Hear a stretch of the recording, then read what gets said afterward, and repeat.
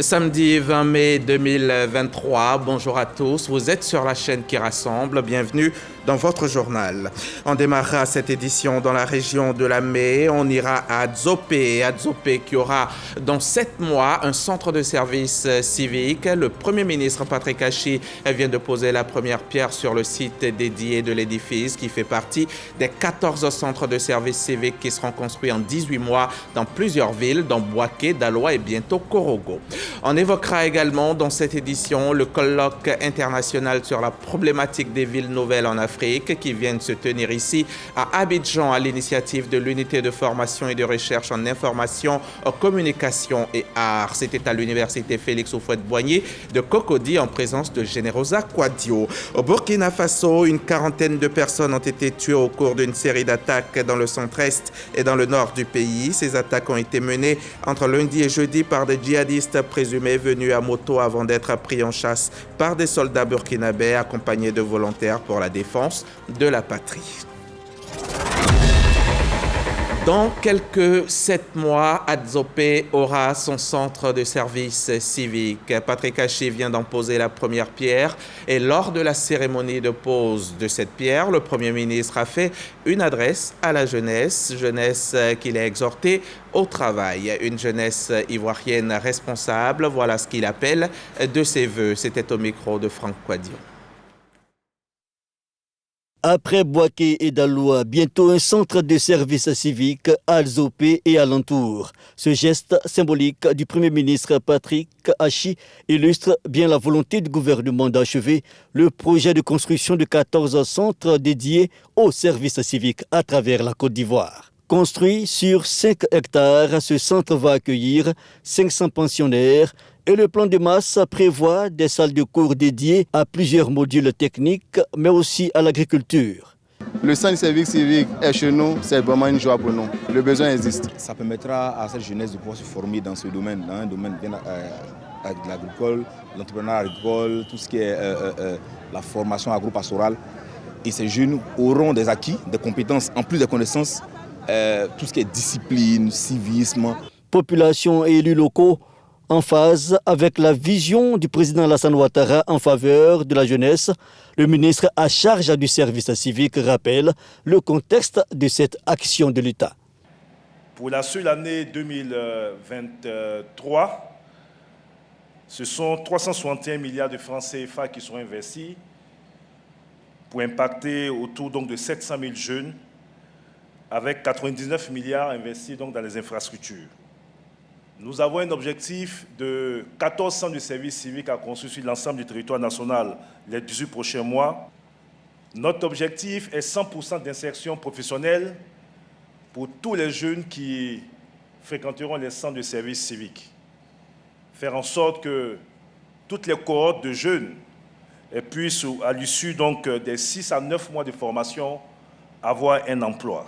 Cheville ouvrière du PJGouv dédié à la jeunesse, le Premier ministre Patrick Achi relève l'intérêt d'un tel plateau ouvert au service civique. Cette cérémonie de pose de première pierre n'est pas une cérémonie comme les autres.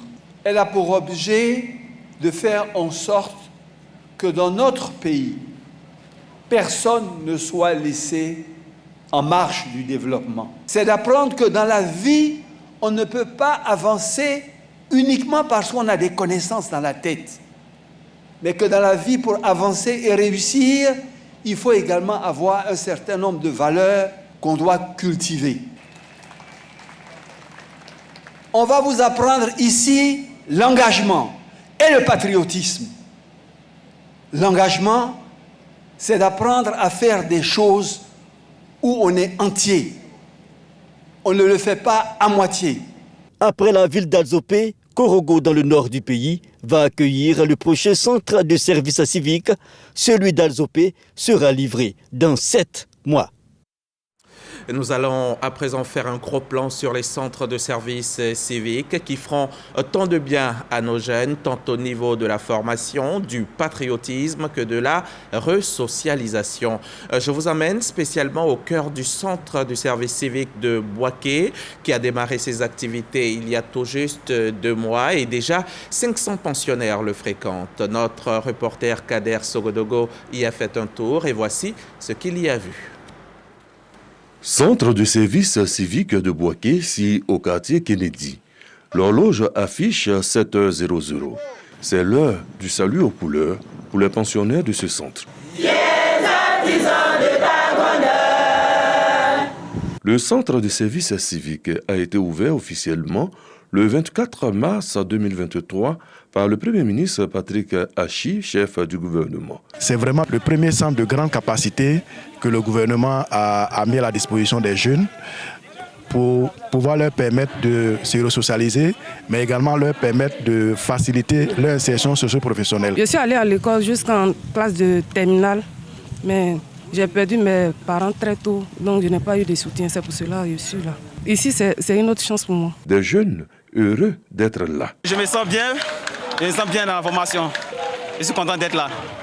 Dès leur arrivée, la fouille est un passage obligatoire. Nous retirons les portables, l'argent et puis ce qui n'est pas trop nécessaire. Tout est mis gratuitement à la disposition des pensionnaires. On leur donne les corvées, les maillots, les chaussures, les serviettes, les éponges. Quitte en main, destination l'infirmerie. On essaie de vérifier s'ils peuvent vraiment être aptes à faire la formation. De l'infirmerie au dortoir, vite fait, le drapeau attend. Chaussures, tenues de sport, le volet militaire suit. Nous, militaires de tout rang, gendarmes, marins, armées de l'air, armées de terre, ici présents, nous avons pour mission principale d'enlever la mentalité civile et inculquer le civisme en eux. Les pensionnaires découvrent certaines réalités. La loi, la discipline, il faut s'y faire. Bon, arrivé ici, je me suis rendu compte qu'on devait se coiffer et j'ai défait mes cheveux. C'est l'une de mes camarades qui m'a coiffé sur place. Aucune condition pour intégrer le centre. Pour ceux qui ne sont jamais allés à l'école, des cours d'alphabétisation pour la mise à niveau. Ils vont apprendre à écrire et à lire avant toute chose. Et ceux qui n'ont même pas de niveau du tout, on les prend, ils constituent un groupe. Et le deuxième groupe, c'est ceux qui ont quand même un certain niveau.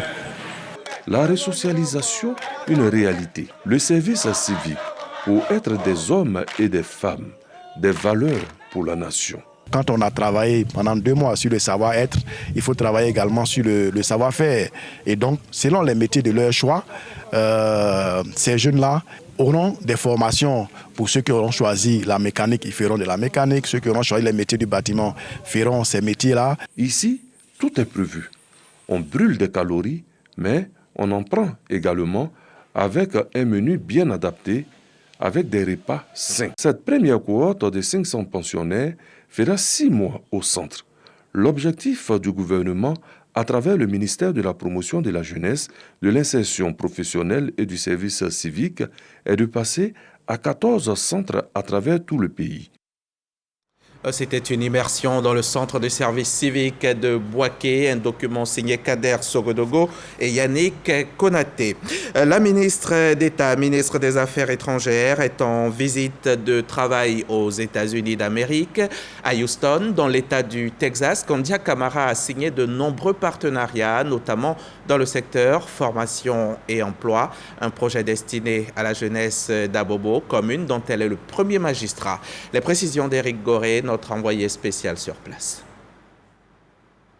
Bientôt, un centre d'incubation dans le domaine de la technologie et de la technique spécialisé dans la formation et l'emploi des jeunes va voir le jour à Abidjan, dans la commune d'Abobo. Pour la réalisation à court terme de ce projet intelligent et innovant, le maire d'Abobo s'active. Kandia Camara rêve grand pour sa commune. La signature de ce partenariat est le début du processus et les partenaires techniques et financiers s'engagent à réaliser pour Abobo ce projet ambitieux. Je pense que c'est une opportunité très, très intéressante pour ouvrir les opportunités pour les jeunes, pour le pays. Il y a tellement de personnes talentueuses et d'opportunités qui existent. Et nous sommes heureux de contribuer donc à faire avancer cela pour accélérer donc leur réussite. Kandia Camara entend jouer sa partition dans le projet du gouvernement en faveur des jeunes. L'année 2023, c'est l'année de la jeunesse.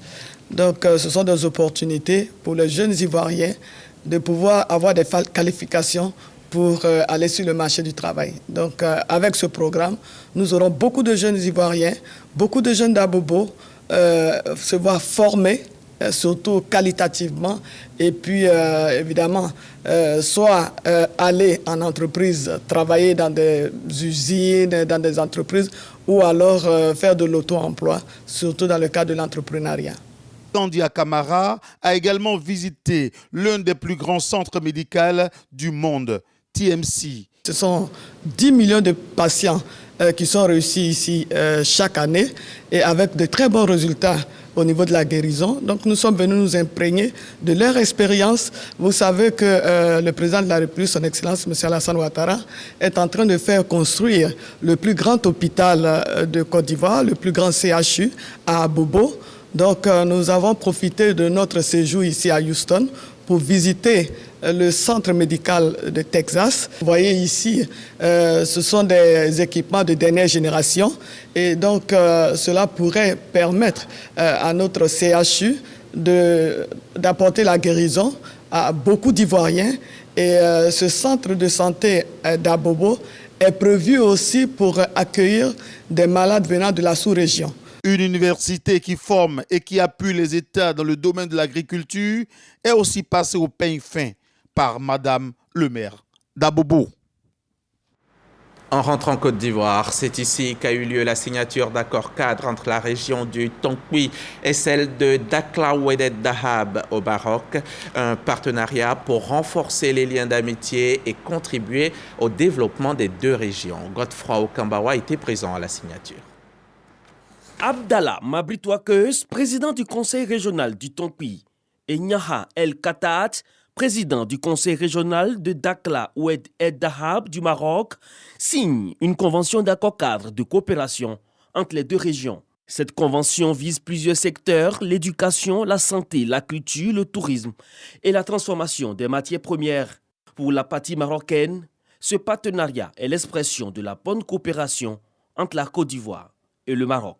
Aujourd'hui, Dakhla est un pôle de formation par la qualité de ses produits, secteurs qui peuvent lier nos deux régions dans un cadre d'échange d'expériences, mais aussi dans un cadre d'investissement mutuel qui prend en considération, basé sur le principe gagnant-gagnant et au bénéfice des populations. Pour son homologue de la Côte d'Ivoire, cette signature de convention cadre vient contribuer au développement des deux régions. Si nous en sommes à la signature de l'accord cadre de coopération entre nos deux régions, c'est vous le premier initiateur. Nous devons faire en sorte que nos secteurs privés s'intéressent un peu à ce que nous avons et qu'il y ait une coopération entre ces secteurs, en particulier au niveau du Tonkpi, où nous avons des attentes, notamment bénéficier de l'expérience du Maroc en matière de développement agricole, mais aussi et surtout de transformation de matières premières agricoles pour que la croissance économique se ressente chez les plus démunis comme chez les plus nantis. 20 personnalités en provenance de cette partie du Maroc ont assisté à cette signature de convention. La région de Dakhla Oued Dahab est la plus vaste région du Maroc.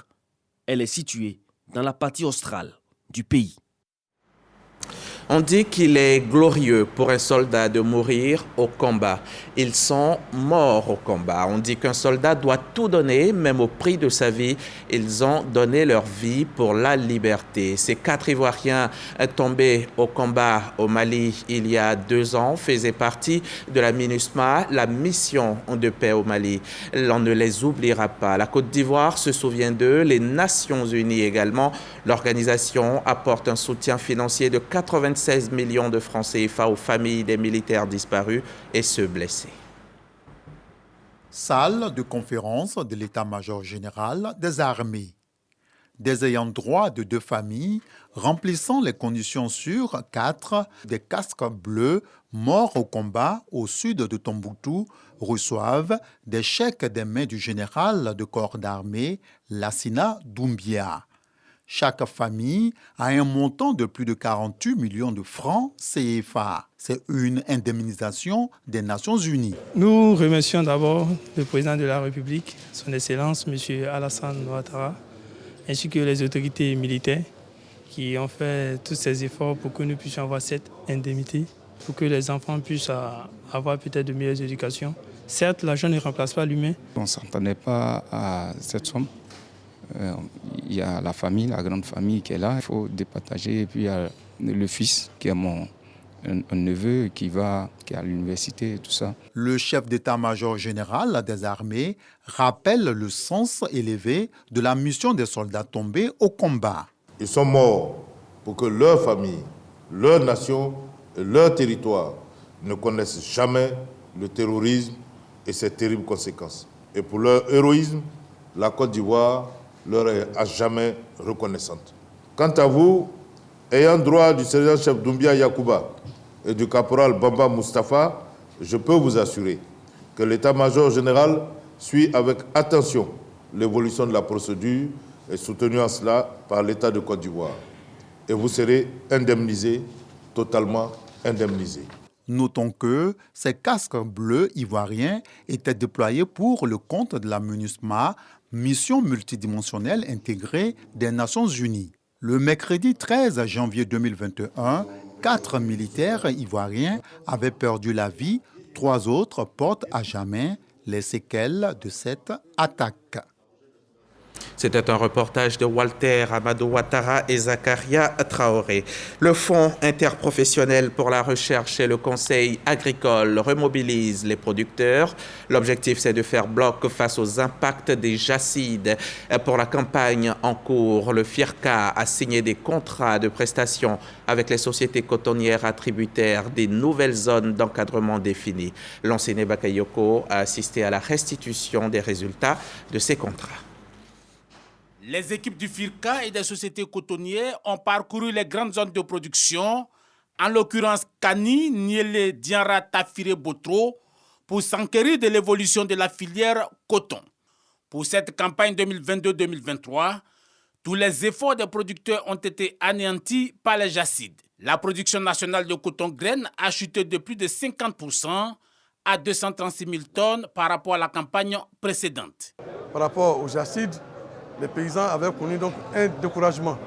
On vient d'apprendre que désormais il y a une solution quant à l'apport de nouvelles semences de coton qui vont donc combattre vraiment la présence de jacides au niveau du cotonnier. Il s'agit donc de remobiliser les 132 000 producteurs en les rassurant sur les dispositions prises pour une meilleure maîtrise des jacides. Pour la campagne 2022-2023, une subvention au prix de cession des intrants a été octroyée aux producteurs pour plus de 39 milliards de francs CFA. Les producteurs sont reconnaissants vis-à-vis de l'État de Côte d'Ivoire à la suite de la tragédie des jacides, l'aide que l'État de Côte d'Ivoire leur a apportée. Ils ont des doléances, à savoir éponger la totalité de la dette suite à cette tragédie-là et aussi souhaiter que les sociétés cotonnières leur viennent en aide pour un bon démarrage de la campagne 2023-2024.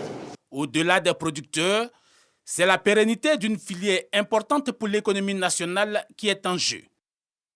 C'est une vaste campagne de vaccination et de déparasitage des bœufs de culture attelés qui vient d'être lancée à Ouangolodougou dans la partie septentrionale de Côte d'Ivoire. Une initiative du Conseil régional du Tchologo qui vise une meilleure production et ainsi permettre aux agriculteurs et éleveurs d'avoir des bêtes en bonne santé. Et depuis Ouangolo, le reportage de Kader Sogodogo. Campagne de vaccination et de déparasitage des bœufs de culture attelés ou bœufs de la boue dans le département de Ouangolodougou.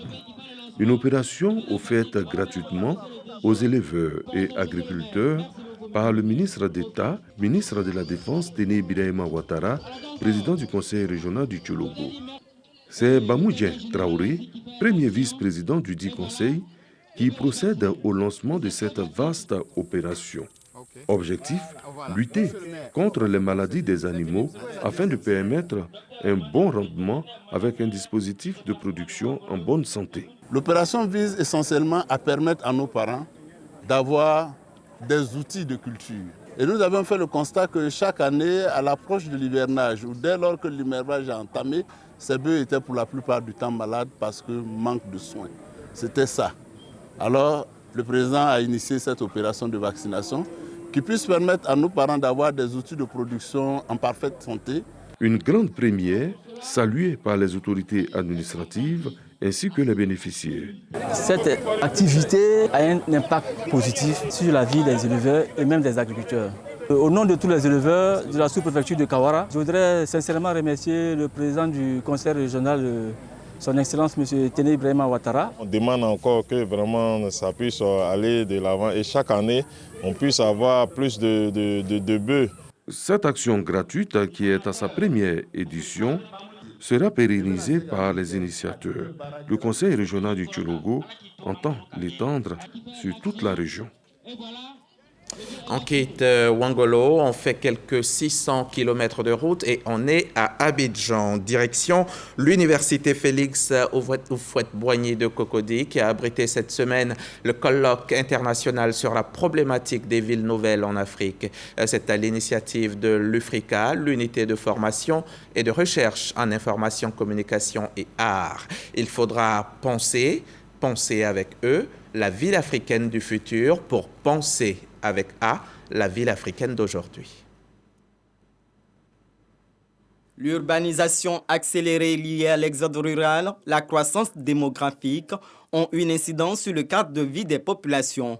Réfléchir et faire des propositions pour des villes nouvelles est le but de ce colloque organisé par l'UFR, Information, Communication et Art de l'Université Félix Houphouët-Boigny. Nous pouvons accompagner de nos réflexions les projets de construction de ces quartiers nouveaux, de sorte que les problèmes que nous constatons aujourd'hui dans les villes dans lesquelles nous sommes puissent être pris en compte. Selon Touré Ahmed Bois, promoteur immobilier, il est urgent de mettre sur pied une ville nouvelle. J'attends de ce colloque des résolutions qui viendront, n'est-ce pas, permettre aux autorités, aux décideurs de s'approprier de la question de l'urbanisation, qui aujourd'hui est devenue un outil de gouvernance publique.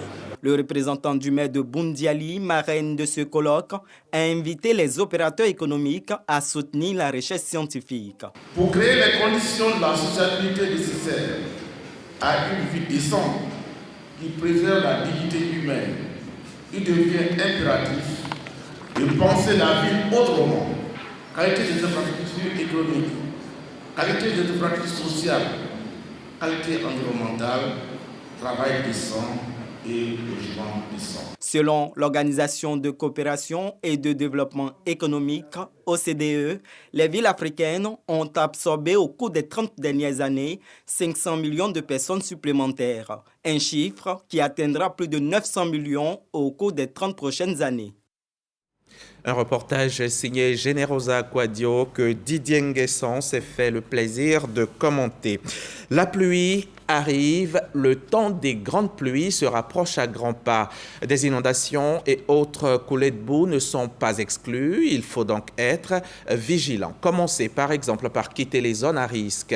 C'est le message lancé par l'ONG Mouvement Colombe-Ivoire, dont les membres étaient hier dans la commune d'Atekoubé pour une campagne de sensibilisation. Evelyne Yeboué, Jean-Marc Djadji, Vakassa Karamoko. Quartier Mosikro, dans la commune d'Atekoubé. Les populations vivantes dans ces lieux à risque, sensibilisées sur les risques d'inondation, une initiative de l'ONG Mouvement Colombe Ivoire. Nous avions 4 catégories de populations, c'est-à-dire la catégorie A, les populations qui vivent dans les zones à risque. Identifier ces populations, les sensibiliser à partir à libérer les zones à risque. La catégorie B, ce sont les personnes qui vivent sur les zones à projet, les recenser, connaître le nombre de ces personnes et puis faire un plaidoyer auprès du gouvernement pour une bonne indemnisation pour que ces personnes puissent partir dans la dignité. La catégorie C, ce sont les personnes qui vivent dans les zones qu'on peut dire non approuvé par l'État de Côte d'Ivoire, mais qui peut intéresser l'État ou des partenaires à construire des logements sociaux dans le cadre d'un partenariat gagnant-gagnant. Consulter la population, avoir ses aspirations pour savoir est-ce qu'elle est prête à se déplacer, est-ce qu'elle veut une indemnisation en numéraire ou en nature pour libérer cette zone. Les habitants de Mosikro, quant à eux, se disent prêts à quitter ces zones à risque, mais ils font des doléances. Quand il pleut, la boue descend sur nous. Donc on veut que le gouvernement il n'a qu'à nous chercher une place et puis on va déplacer pour aller là-bas. Les membres de l'organisation Mouvement Colombe Ivoire ne comptent pas se limiter à la commune d'Atekoubé. Plusieurs autres communes, et notamment Bengéville, Anyama et Adjamé, bénéficieront de cette campagne de sensibilisation sur les risques liés aux inondations. Et pour une meilleure santé des personnes en tout temps et en tout lieu, l'association française Shekina fait installer des panneaux photovoltaïques dans les centres de santé de Côte d'Ivoire, des localités dépourvues d'électricité. Le Cavali, le Guémon, le Kabadougou, le Bonkani et le Gbeke sont les régions concernées par cette 5e phase du projet. Les précisions de Laure Goretti et Sidonie Davila. Bénéficier de soins de qualité dans les centres de santé non encore électrifiés grâce à l'énergie solaire, c'est le soulagement apporté aux populations des Téini dans la région du Boukani. La nuit comme ça, il venait faire un accouchement, il croisait un gros serpent là. Vraiment, ça m'a choqué. Ce qui a fait que je ne voulais plus venir ici les nuits. Le district sanitaire des Téini regroupe 10 centres de santé. Et parmi ces 10 centres de santé, auparavant il n'y avait que 4 électrifiés. Mais par le biais de l'association Shekina, un centre a été électrifié l'année passée, 3 en ont bénéficié aujourd'hui. Merci à l'association Shekina, merci aussi à la fondation Nexence pour ce projet énergie solaire. Il faut dire que le centre de santé de Bolé était dans une situation, travaillait dans une situation assez difficile. Les agents de santé, durant la nuit, n'avaient pas d'électricité. Donc les accouchements, les mises en observation, tout ce qui est soins se faisait avec des torches. Aujourd'hui, avec ce projet énergie solaire, vous améliorez les conditions de travail des agents de santé et c'est aussi un ouf de soulagement pour cette population de Bolé. Le projet énergie solaire pour une meilleure santé en Côte d'Ivoire est initié par l'association française Shakira et la fondation Nexan. Ce projet a une valeur totale de 20 000 €, soit plus de 13 millions de francs CFA. En 3 ans, la fondation Nexan et l'association Shekina ont installé l'énergie solaire dans 9 centres de santé dans le pays. On passe à un tout autre chapitre à présent. Il existe désormais un manuel de procédure de gestion administrative, matérielle, financière et comptable du COGES. Il contient des réformes opérées dans le cadre de la gestion des fonds alloués à chaque comité de gestion des établissements scolaires de Côte d'Ivoire. Le manuel a été présenté hier aux collectivités locales par la DAPS COGES et Sephora Zegui était sur place pour vous. 2 ans après l'interdiction par le chef de l'État de toute levée de cotisations s'afférant au COGES, un manuel de procédure est élaboré pour clarifier le rôle de chaque partie dans la gestion des fonds mis à disposition. En effet, les collectivités que sont les mairies, les conseils municipaux, les conseillers et présidents de conseils régionaux sont censés assurer la tenue des assemblées générales qui déterminent le plan d'action communautaire de chaque COGES. Mais dans la pratique, cela ne se fait pas. Des réformes étaient donc nécessaires. Après avoir consulté les enseignants, les principaux acteurs du système éducatif, il était essentiel que les collectivités qui assurent la présidence des COGES donnent leurs impressions et leurs avis sur le projet de ce manuel en préparation. C'est un outil de gestion. Il faut avoir des procédures pour savoir comment vous utilisez les ressources mises à disposition. Il y a une part qui provient des collectivités. Bien plus qu'une responsabilité, les collectivités territoriales ont l'obligation de construire des salles de classe, de rénover celles qui sont en mauvais état et de créer des aires de jeu, entre autres. Ils sont donc tenus de participer aux 3 assemblées générales des COGES, car c'est là que tout se décide. Désormais, le maire, le président du conseil régional du gouvernement doit savoir qu'à la rentrée, il y a une AG. En mi-parcours, en février, il y a AG et en fin d'année, il y a l'assemblée générale pour délibérer faire le bilan. Et chaque 2 ans, on renouvelle. Alors, ce sont ces dispositions qui sont reprises parce que ça y est dans le cadre réglementaire dans les textes, mais les gens n'aiment pas les articles.